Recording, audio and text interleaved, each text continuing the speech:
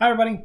Okay, so this time we're going to start running into some issues with people who are colorblind or if your paper is printed in a black and white journal. Um, just as a note, a lot more people are colorblind than you'd think. Like my grandfather was colorblind, which was amazing when he was in the Seabees, which are part of the Navy, because he could see camouflage, like through camouflage, like it was nothing. Like there'd be these amazingly camouflaged aircraft, and because he was colorblind, all the different shades of green would just fade together. It's like there's a plane right there. I could see it's plane shaped. Why wouldn't I notice that? People were like, you shouldn't be able to see that from here, and so made it for some interesting times and some very amazing stories. Okay, but we're about to run into that issue now. So currently, we're making plots. We know how to do that. We can create a plot fairly well. Now, what if we have multiple data sets? We have the velocity on Earth and the velocity on Mars right here. Well, how am I going to make a plot of both of them? It's actually super simple. I just select both. Now, this only works if they both have the same x values. If they have different x values and you do this, it's going to go crazy. And that's kind of outside what we're going to do in this course. But if you run into that, if you want to have some help with that, just contact me, email me. I can show you how to do it. Okay, so I select it all. I go to Insert. I insert a scatter plot. And boom, this already looks really close to this one on the side. And then I'm going to go ahead and give myself some titles. Okay, acceleration of test weight and vacuum. Other thing you might notice is that it gave you a legend. So you know the blue dots are for Earth and the orange dots are for Mars. Works out pretty well. Okay, and then I will go ahead and insert some axis titles. So we've done this like a dozen times now. I actually have only done it 6 times or 5 times. But practice makes perfect, and by the end of this, I hope that you'll never forget. So please, please, please actually follow through and do this. I know it can be boring, but it's meant to help. The practice is there to get you to be perfect at this. Maybe not perfect, but good at it. Okay, so time, seconds, oh, did it wrong, T, and then finally seconds. There we go. Okay, voila, if I want to, I can type done. Boom, a little bit of endorphins there by seeing that good. Okay, now here's the issue. If it's in black and white, can you tell the difference? Which one's Earth, which one's Mars? I mean, I know you saw it here, but when you look at it here, you really can't tell the difference. And for some people, color blindness does not actually look like all grays.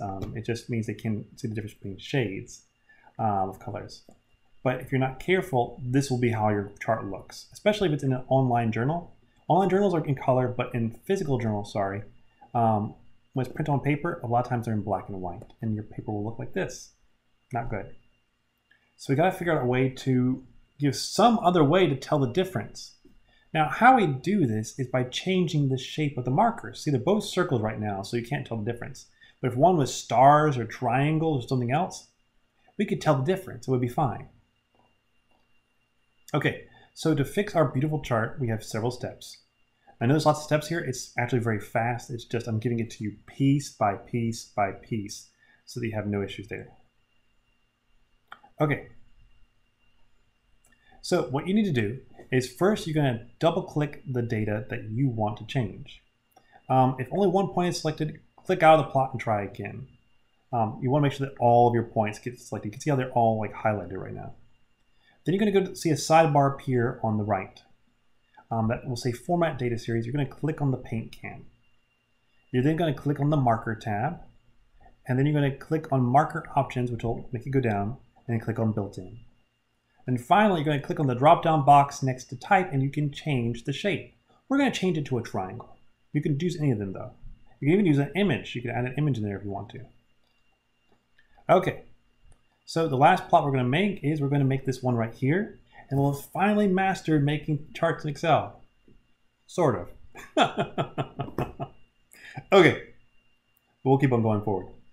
We've got this. We can do it. I believe in you. I believe in all of you. So let's work on it. So first off, I select all my data. I'm going to insert the chart. And You know what? I'm gonna go all the way through with you. Okay, you've been going through with me for this entire time. We'll walk through the last steps together. I'm not gonna cheap out on you at the end. So, know that your professor did this too. Okay. Boom. Okay. And then I type in what this is. That's velocity, v, and meters per second. And this one right here is time, t, and seconds. And the last thing I do is I get rid of this because it's already there, but we don't want it to be there. Double click. If I accidentally click again, see how I only have one dot selected? I'm going to click out of here and do it again. Double click. Okay. I click the paint can. I click marker. I click marker options. I click built in.